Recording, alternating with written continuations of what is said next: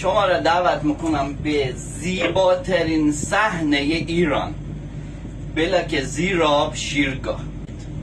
آقای مرادی، امیر آقای عزیز، مخلصیم بچه همگی سلام. آقای نامه کلیچ سلام. بعد از این تونل شما بهشتا میبینید.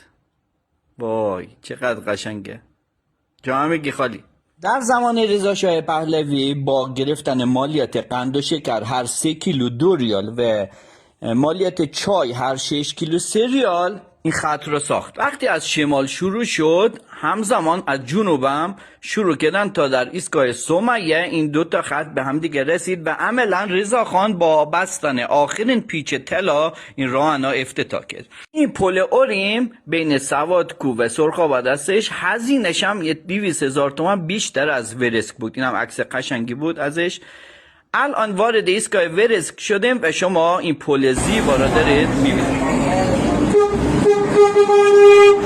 شاهکار راه آهن ایران.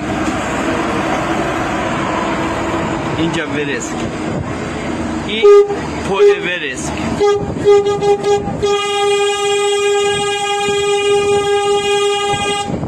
همه شما پل ورسک را از پایین دیدید ولی از بالا ندیده بودید. اینم تقدیم به شما. سال 1307 تا 1314 کارشون بود که این خط را بکشن.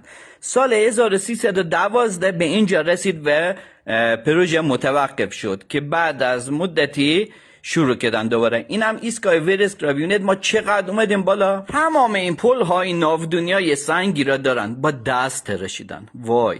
شیب این منطقه 28/1000، یعنی هر 1000 متر 28 متر ارتفاع. تمام آموزگارا باید اینجا امتحان بدن تا قبول بشن. منم اینجا 1 ماه بودم و بعد امتحان دادم. و از اینجا 3 خط طلا شروع میشه، اسمی که خود رضا خان گذاشت. واقعا شاهکار راه آهن جهانه.